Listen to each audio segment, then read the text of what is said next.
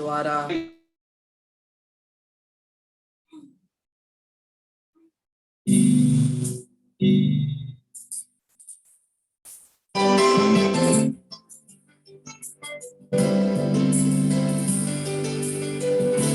तेरा दर्शन पाने की है लगन, तेरा दर्शन पाने को तरसे मन।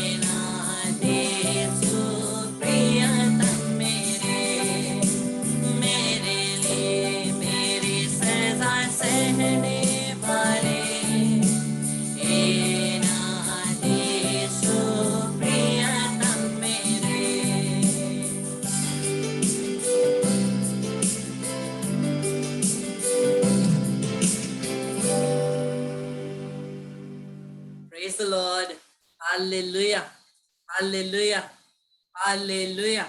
जैसे मेरे प्यारे भाइयों और बहनों, हम लोग प्रभु की उपस्थिति में आए हुए हैं प्रभु के वचन को सुनने के लिए। आइए हम लोग प्रार्थना करते हैं अच्छे नेटवर्क के लिए। प्रणाम मरिया, कृपा से पूर्ण प्रभु तेरे साथ है, धन्य है तू स्त्रियों में और धन्य तेरे गर्भ का फल यीशु।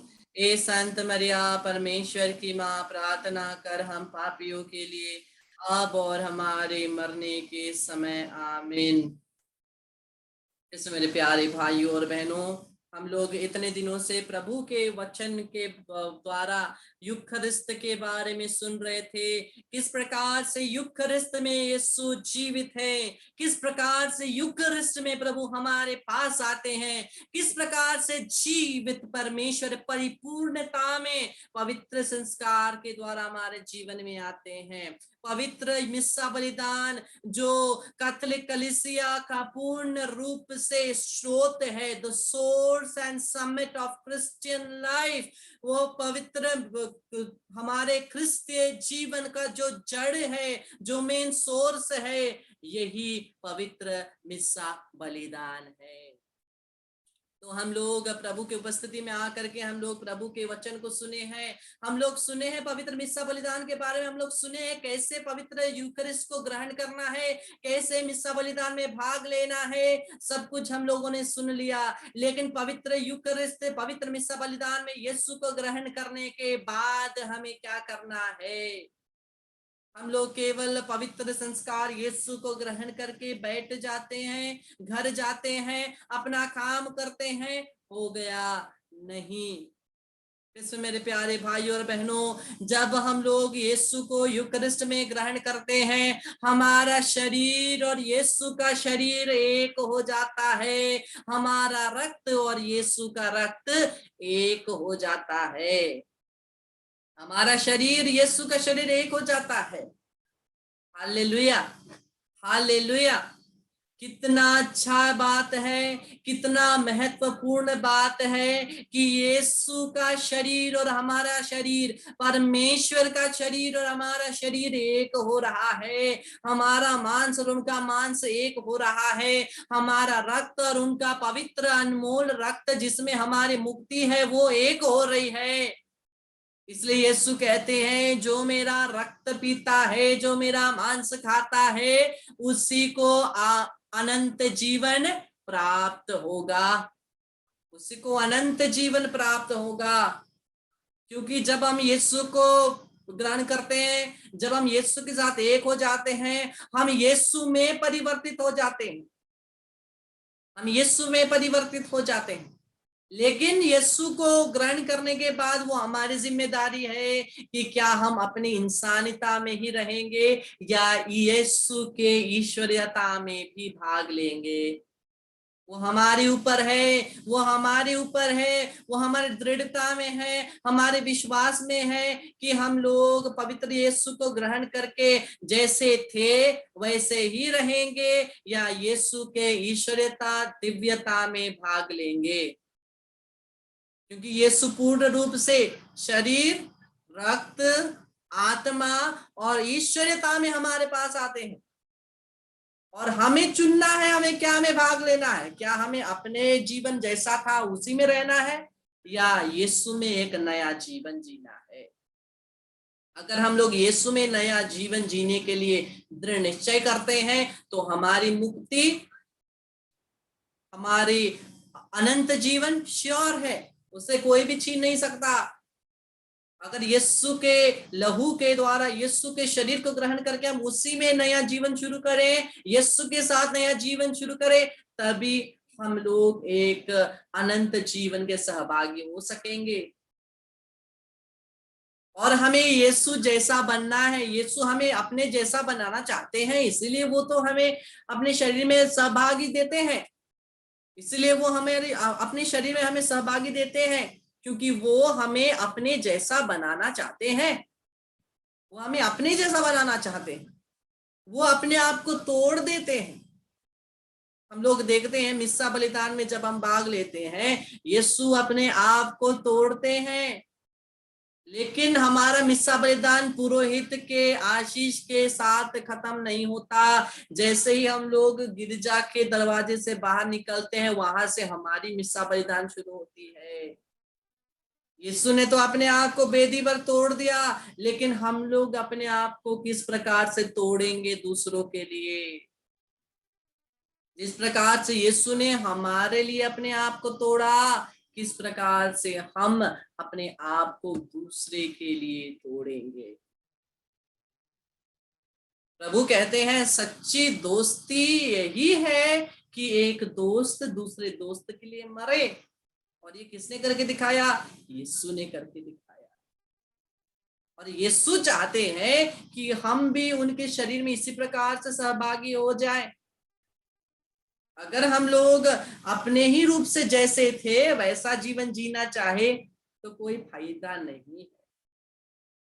जैसे थे वैसे जीवन में अगर हम लोग जीते रहना चाहे तो शायद ही हम अनंत जीवन प्राप्त करेंगे, क्योंकि यीशु हमारे जीवन में बदलाव लाना चाहते हैं। यीशु चाहते हैं कि हम उस पुराने जीवन से निकलकर एक नवीनता में, ख्रिस्त यीशु में एक नया जीवन जिए। जो हमारी बुरी आदतें हैं, जो हमारे कमजोरियां हैं, जो हमारे पाप हैं, उनको यीशु के क्रूस में हम लोगों को कीलों से ठोक देना है। The weaknesses need to be crucified to the cross of the Lord. हमारे कमजोरियों को हमें क्रूस पर टंगा देना है, ताकि हम लोग एक नवीनता में जीवन जिए, पूर्ण उत्थान के साथ एक नया जीवन जिए, यीशु के साथ एक नया जीवन जिए। और जब हम लोग पूर्णता में जिएंगे, जब हम लोग अपने आप को पूर्ण रूप से, वो मिस्सा बलिदान हम लोगों का कब जीवित होगा, कब पूर्णता होगी? जब हम दिन भर में अपने आप को दूसरे के लिए तोड़ेंगे, अपने आप को दूसरों की सेवा में तोड़ेंगे, अपने आप को दूसरों की सेवा के लिए दे देंगे। यही तो टूटना है। जब हम लोग दूसरों की सेवा करने जाएंगे, भलाई करने जाएंगे, हमें कितना अपमान सहना पड़ेगा। लोग हमारे बारे में उल्टा पुल्टा सोचेंगे, उल्टा पुल्टा बोलेंगे, अपमान करेंगे। यही तो टूटना है, यही तो टूटना है। और हम लोग देखते हैं मदर तेरेसा, संत मदर तेरेसा, यहाँ पे उनका रेलिक है। संत मदर तेरेसा उनके चूल का टुकड़ा है, फर्स्ट क्लास रेलिक है। और यह संत मदर तेरेसा कितने कितने कितने नम्र हृदय से गरीबों के बस्तियों में जाकर के उनको सेवा करने के लिए गई। लेकिन उन्होंने क्या किया? लोगों ने उनके चेहरे पर थूका। उन्होंने मदर तेरेसा को स्वीकार नहीं किया। वो तो सेवा करने जा रही थी ना। और यही है अपने आप को तोड़ना। जब वो अपमानित की गई, वो अपने आप को अपने यीशु के समान तोड़ रही थी, लेकिन फिर भी वो पीछे नहीं हटी। अगर कोई हमें बुरा करता है और हम उसी के विरुद्ध कुछ करते हैं, तो हम लोग अपने आप को नहीं तोड़ रहे। हम लोग अपने ही जैसा हमारा मनोभाव है, इंसानी मनोभाव है, उसी के अनुसार जा रहे हैं। अगर कोई हमें कुछ करता है तो उसको तो वैसे ही करो। नहीं, हमें यीशु जैसा बनना है। पिता उन्हें क्षमा कर, क्योंकि वो नहीं जानते कि वो क्या कर रहे हैं। पिता उन्हें क्षमा कर, वो नहीं जानते हैं। ये है नवीनता, ये है अपने आप को तोड़ना, अपमान सहकर भी उसको यीशु के पास समर्पित करना। यीशु ने हमारे लिए अपने आप को तोड़ा है, क्या हम अपने आप को नहीं तोड़ सकते? जब हम अपने आप को तोड़ते हैं दिन प्रतिदिन में, तभी हम लोगों का असली मिस्सा बलिदान हम लोग अपने जीवन में मनाते हैं। मिस्सा बलिदान को हम लोग जीते हैं, मिस्सा बलिदान को हम लोग जीवित होते हैं। तो कृष्ण मेरे प्यारे भाई बहन, जब हम लोग यीशु को ग्रहण करते हैं, हम भी यीशु के जैसे यह वचन को बोल सकते हैं। जिस प्रकार से वो मंदिर में उन्होंने कहा, क्या ईसाइयस नबी का पत्र पढ़ा उन्होंने, ईसाइयस 61, ईसाइयस का ग्रंथ अध्याय 61 पद संख्या 1, ईसाइयस का ग्रंथ अध्याय 61 पद संख्या 1, आइजाया 61:1, प्रभु का आत्मा मुझ पर छाया रहता है, क्योंकि उसने मेरा अभिषेक किया है। उसने मुझे भेजा है कि मैं दरिद्रों को सुसमाचार सुनाऊं, दुखियों को ढाढ़स बंधाऊं, बंदियों को छुटकारे का और कैदियों को मुक्ति का संदेश सुनाऊं। ये प्रभु पढ़ते हैं, हम लोग नए नियम में देखते हैं, यीशु यही पढ़ते हैं, प्रभु की आत्मा मुझ पर छाया हुआ। जब हम यीशु को ग्रहण करते हैं, हम भी तो यीशु में परिवर्तित होते हैं। इसका मतलब ये नहीं कि आओ मुझे पूजो, मैं यीशु हूं, नहीं। यीशु के सेवा भाव को अपनाना है, यीशु के सेवा भाव को अपनाना है, उसी आत्मा के द्वारा हमें काम करना है। और क्या हम लोग देखते हैं, वचन कहता है प्रभु की आत्मा मुझ पर छाया रहता है क्योंकि उसने मेरा अभिषेक किया है। यीशु और हम एक हो गए हैं, तो वो पवित्र आत्मा का अभिषेक जो यीशु के साथ है, वही अभिषेक हमारे साथ है। इसलिए वचन कहता है जिस आत्मा ने यीशु को मृत्यु में से उठाया है, वही आत्मा हमारे साथ है। जिस आत्मा ने यीशु को पूर्ण जीवित किया है, वही पवित्र आत्मा हमारे साथ है। ये हम वचन में पढ़ते हैं। और आगे वचन कहता है उसने मुझे भेजा है। प्रभु हमें भेजते हैं। मिसा बलिदान के अंत में भी क्या कहते हैं पुरोहित, कि जाओ और सुसमाचार सुनाओ। हम कहते हैं परमेश्वर को धन्यवाद, जाओ कहते हैं पुरोहित। और वो पुरोहित की जगह में कौन है? यीशु है। यीशु हमें भेजते हैं। यीशु हम प्रत्येक जन को भेज रहे हैं, क्या करने के लिए? सुनिए, उसने मुझे भेजा है कि मैं दरिद्रों को सुसमाचार सुनाऊं, दरिद्रों को सुसमाचार सुनाऊं। और दरिद्र केवल धन के मामले में, कपड़े के मामले में, घर के मामले में दरिद्र नहीं, आत्मिक तौर से दरिद्र। हम देखते हैं संसार में सभी तो आत्मिक रूप से दरिद्र है, आत्मिक रूप से दरिद्र है, क्योंकि वो प्रभु से दूर है, वो पाप में जीवन जी रहे हैं। उनको सुसमाचार सुनाना है। कैसे?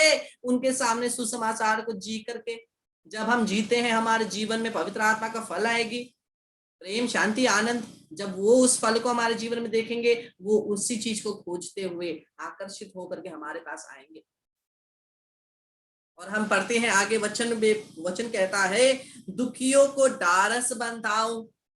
और हम लोग नए नियम में भी पढ़ते हैं, जिस सांत्वना को हम लोगों ने परमेश्वर से पाया है, उसी सांत्वना को दूसरों को दो। जो सांत्वना हम लोगों ने दुख के समय में पाए हैं परमेश्वर से, उसी सांत्वना को दूसरों को देना है। उस सांत्वना पाकर के मैं बैठना नहीं, कंसोलेशन पाकर के बैठना नहीं है, आगे देना है, आगे देना है। और वचन कहता है दरिद्रों को सुसमाचार, दुखियों को ढाढ़स बंधाओ, हौसला दो। और आगे कहता है बंदियों को छुटकारे का और कैदियों को मुक्ति का संदेश सुनाओ। अरे बंदी कौन है? जेल में जाकर के नहीं। अगर जेल में जाकर के अगर सुसमाचार सुनाना शुरू कर देंगे, तो फिर से हम लोगों को भी दूसरा एक जगह कमरा दे देंगे रहने के लिए। नहीं, सुसमाचार तो बंदियों को मुक्ति का। बंदी कौन? हम प्रत्येक जन। जब हम पाप में गिरते हैं, वचन कहता है the one who sins is a slave to sin. जो पाप करता है वो पाप का दास है, शैतान का दास है। हम प्रत्येक जन कमजोर हैं, पाप में फंसे हुए हैं, लेकिन परमेश्वर हमें छुटकारा देने के लिए आता है और हमें नियुक्त करते हैं। जब वो हमें छुटकारा देते हैं, अपनी आत्मा से भर करके, अपनी शरीर और लहू से तृप्त करके हमें भेजते हैं दूसरे जो इस बंधन में है उनको छुड़ाने के लिए, उनको छुड़ाने के लिए। जितने भी लोग इस पाप के कारण, पाप के शैतान के दास बने हुए हैं, उनको छुड़ाने के लिए। प्रत्येक संत एक पापी था ना? प्रत्येक संत एक पापी था, हम जैसा था, कमजोर था। वो अचानक से ऊपर से तो नहीं गिरे ना, अचानक से परिशुद्ध एक सर के पीछे एक बड़ा सा ज्योति के साथ तो नहीं जन्मे ना। वो इंसान थे, वो भी कमजोर थे, वो भी पापी थे, लेकिन परमेश्वर ने उन्हें मुक्त किया और उन्होंने उसी मुक्ति के और पवित्र अभिषेक को लेकर के, उसी सांत्वना को लेकर के, उसी प्रेम को लेकर के, उसी सेवा को लेकर के जब वो आगे गए, वो संत बने। और यही संत बनने के लिए प्रभु हमें बुलाते हैं। संत जॉन पॉल द्वितीय, सेंट जॉन पॉल सेकंड हमसे कहते हैं, do not be afraid to be saints of the new millennium. Do not be afraid to be saints. हमें संत बनने के लिए डरना नहीं है। कोई लोग बोलते हैं, अरे हम वो जैसा संत नहीं है, हम उतना प्रार्थना नहीं कर सकते हैं, हम वैसा संत नहीं है। आप लोगों ने भी सुना होगा, हमारे बच्चे बोलते होंगे, भाई बहन बोलते होंगे, कोई भी बोलते होंगे, जब हम बोलेंगे प्रार्थना करो, अरे हम संत नहीं है, कितना प्रार्थना करेंगे। सुना होगा, क्योंकि ये बोलते हैं। मैंने कितनी बार सुना है, जब मैं किसी से कहता हूँ, स्पेशली यंगस्टर्स से जब मैं कहता हूँ, अरे तुम इस प्रॉब्लम में हो, प्रार्थना करो, प्रभु तुमको उत्तर देगा। अरे मैं संत नहीं हूँ, जाओ, संत नहीं हूँ। अरे लेकिन परमेश्वर हम प्रत्येक को संत बनने के बुलाता है। संत कौन है? जो स्वर्ग में वास करता है, वही तो संत है। हमारे परिवार में ही कितने जन संत होंगे जो गुजरने के बाद स्वर्ग में गए हैं। संत केवल वो नहीं है जिसको कलीसिया ने डिक्लेयर किया है। कलीसिया ने कुछ व्यक्तियों को डिक्लेयर किया है, सभी को नहीं कर सकते ना। अगर सभी को लेना शुरू कर दिए तो कभी खत्म नहीं होंगे। लेकिन जो भी स्वर्ग राज में प्रवेश करते हैं वही तो संत हैं। जो परमेश्वर के साथ रहते हैं वही तो संत हैं। हमारे परिवार में भी गुजर के कोई गए होंगे, इसलिए हम लोग कहते हैं, अगर आपके परिवार से कोई गुजर के गया है और उन्होंने अच्छा जीवन जिया है, तो आप उनसे प्रार्थना करें, वो आपके लिए मध्यस्थता प्रार्थना करेंगे। वही बात मैं आपको कहता हूं, अगर आप दुखी हैं, आपके परिवार से कोई गुजर के गया हो, अगर उन्होंने अच्छा जीवन जिया है, वो परमेश्वर के साथ है, वो स्वर्ग में है, वो संत है, उनसे प्रार्थना मांगिए, उनसे मध्यस्थता आपकी मांगिए। उनको प्रार्थना कीजिए नहीं, प्रार्थना परमेश्वर को, लेकिन उनसे मध्यस्थता मांगिए, मध्यस्थता मांगिए, वो आपके लिए प्रार्थना करेंगे। ये मेरा एक्सपीरियंस है। जब भी कोई गुजर के जाता है, अगर अच्छे फादर सिस्टर्स कुछ हो, अगर मुझे कुछ चीज के लिए मध्यस्थता मांगना है, मैं उन फादर सिस्टरों को, या तो कोई व्यक्ति, केवल फादर सिस्टर नहीं, ले पीपल, हम जैसे साधारण व्यक्ति भी जो स्वर्ग में है, उनको याद करके प्रार्थना करने से बहुत सारी प्रार्थनाओं के उत्तर मिलेगी। शोधक अग्नि की आत्माओं के लिए प्रार्थना कीजिए। शोधक अग्नि की आत्माएं अपने लिए प्रार्थना नहीं कर सकते, लेकिन आपके लिए प्रार्थना कर सकते हैं। इसलिए जब हम लोग प्रभु के शरीर को ग्रहण करते हैं, हम यीशु जैसे बनते हैं। यीशु हमें अपने जैसे बनाने के लिए ही तो अपने शरीर को हमें देते हैं, ताकि वो और हम एक हो जाएं, ताकि हम उनके जैसे बने। जब तक हम उनके जैसे नहीं बनेंगे, हम परमेश्वर के राज्य में प्रवेश नहीं कर सकते। हाँ या ना? क्योंकि अगर हम इंसानी रूप से रहेंगे, परफेक्ट कोई नहीं हो सकता है, परफेक्ट कोई नहीं हो सकता है। आप और मैं सभी लोग उस पवित्रता में पहुंचने के लिए कोशिश ही कर रहे हैं। कोई भी उस परफेक्शन में नहीं पहुंच सकता है, क्योंकि केवल वचन कहता है, only heavenly father is perfect, केवल परमेश्वर पिता परफेक्ट है। लेकिन हम सभी लोग कोशिश कर रहे हैं, कोशिश कर रहे हैं। हम गिरते हैं लेकिन उठ करके फिर जाएंगे, क्योंकि परमेश्वर क्षमा करता है। और यीशु हमें ये यूकरिस्ट में अपने आप को देते हैं, ताकि हम उनको ग्रहण करें। उनको ग्रहण करने के बाद उनके जैसे बनने की कोशिश करते रहे, उनके जैसे बनने की कोशिश करते रहे। हम लोग गिरेंगे, जरूर गिरेंगे, और शैतान भी हमारे पीछे लगा रहेगा हमें गिराने के लिए, लेकिन प्रभु हमें अपने जैसा बनाने के लिए और भी कोशिश करता है। शैतान हमें पाप में गिराता है, लेकिन वो शैतान के साथ लड़ने के लिए हमारे पास एक वेपन है, क्या? ईश्वर का दया।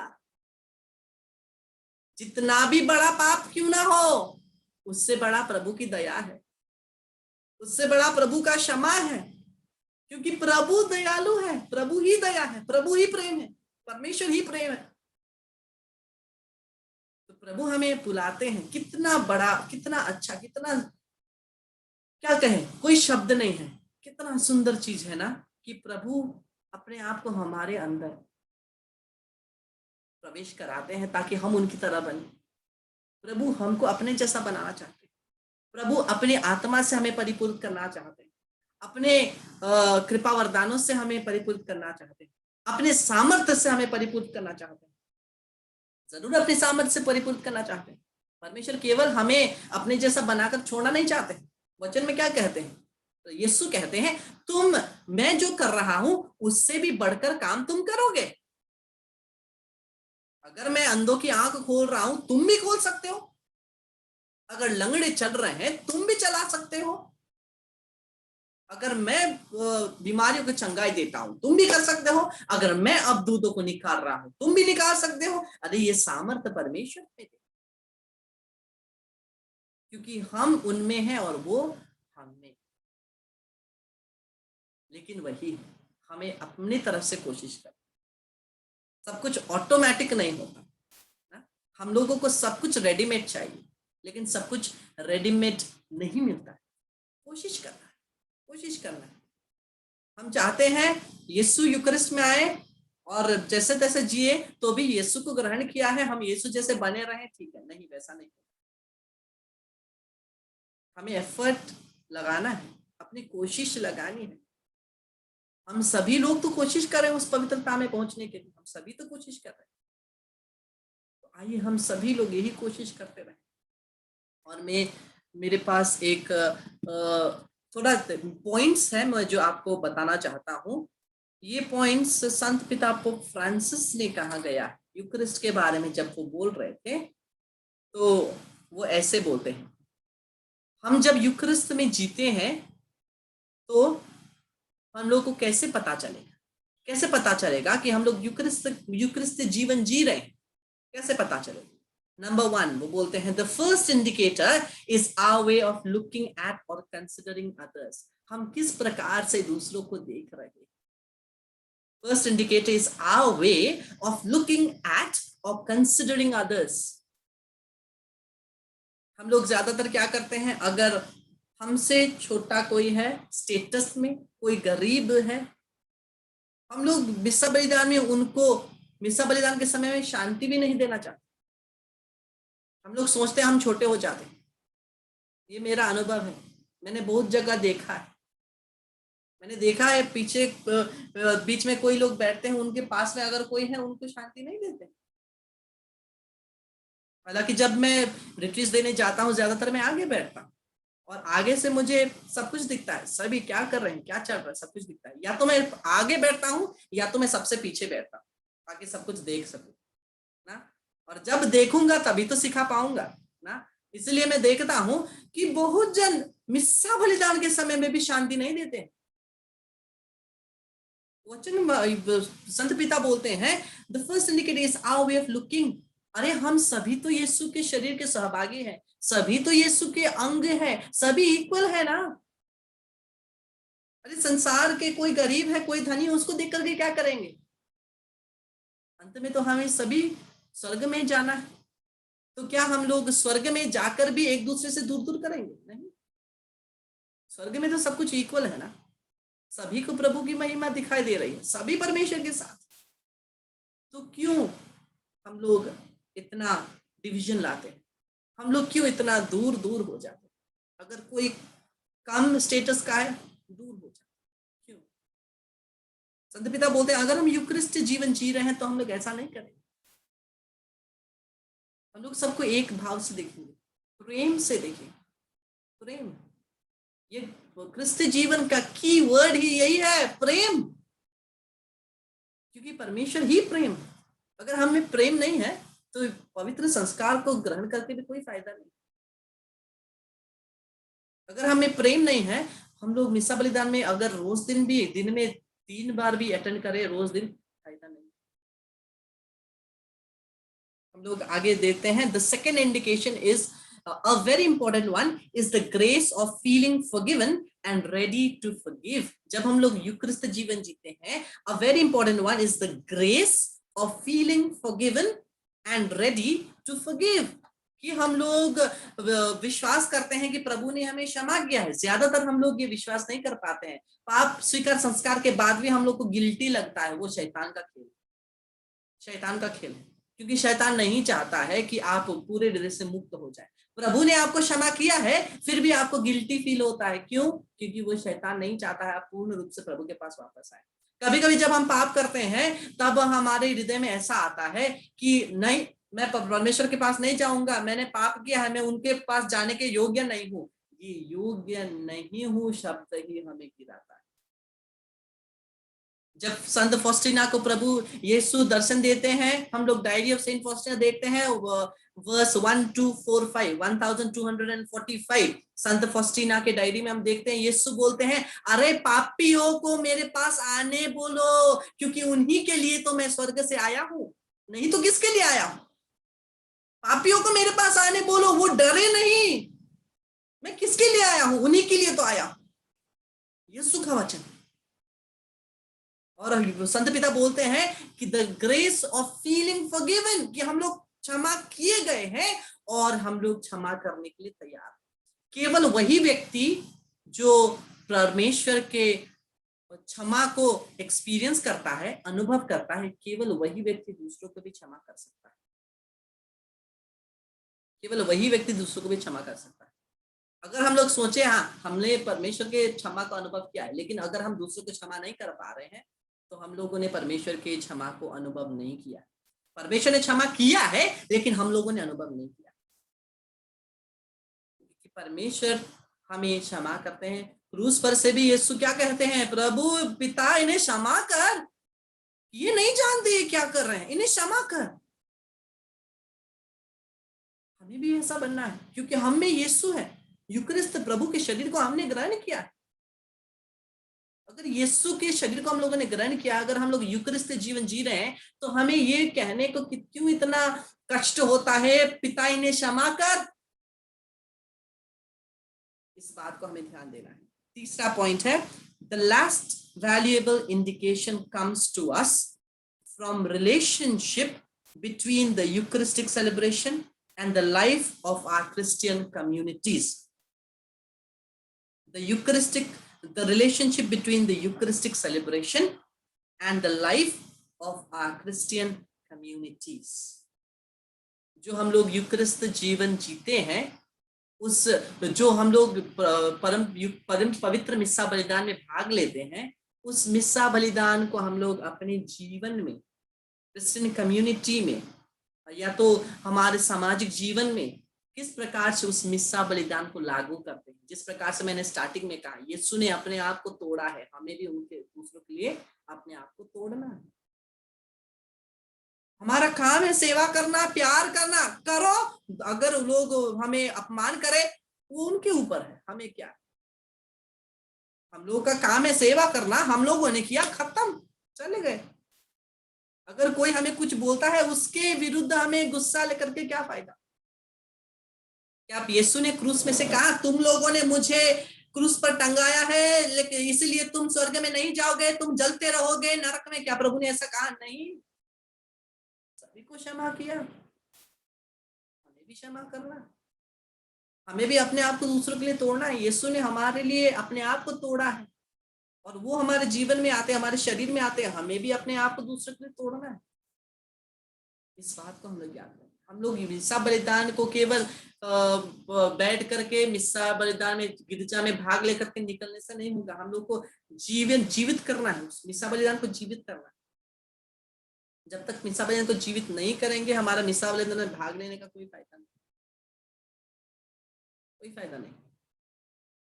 इसलिए अंत में हम लोग संत पिता पोप फ्रांसिस के एक कोट को देखते हैं, let us live the Eucharist with the spirit of faith, of prayer, of forgiveness, of repentance, of communal joy, of concern for the needy, and for the needs of so many brothers and sisters, in the certainty that the Lord will fulfill what he has promised us, eternal life. So be it. मैं इसको group में भेजूंगा, ये आप group में आपको मिल सकता है। Let us live the Eucharist with the spirit of faith. अगर हम यूकरिस्त जीवन जी रहे हैं, विश्वास रहना है। विश्वास के बिना तो कुछ नहीं, विश्वास के बिना तो केवल रोटी है, यीशु नहीं। फिर with the spirit of prayer, प्रार्थना, उसके बिना हम लोग कुछ नहीं कर सकते। हमारी दृढ़ता क्या में है, स्ट्रेंथ क्या में है? प्रार्थना में। और केवल ये सेशन में आकर के मेरे साथ प्रार्थना नहीं करना है, मैं आपके लिए प्रार्थना कर रहा हूँ, लेकिन आपको भी पर्सनल प्रार्थना करना है, पारिवारिक प्रार्थना करना है। उसके बाद फॉरगिवनेस, क्षमा देना, रिपेंटेंस, अपने पापों के लिए क्षमा मांगना और जीवन को बदलना, communal joy, concern for the needy and for the needs of so many brothers and sisters, आनंदता, आनंद फैलाना और गरीबों के लिए, और जिसके पास कुछ नहीं है या तो जिसके पास है लेकिन जो चाहिए वो नहीं, उनको सहायता करना, यही यूकरिस्तीय जीवन। तो आइए, हम लोगों ने इतना सुना है, 1 मिनट से भी कम समय बाकी है, हम लोग फिर से ज्वाइन करेंगे यूकरिस्तीय आराधना के लिए, हम लोग प्रभु के जीवन में सहभागी होंगे। पवित्र आशीष पानी को आप रेडी रखिए, हम लोग छुटकारे का प्रार्थना भी आज करेंगे। Praise the Lord, hallelujah.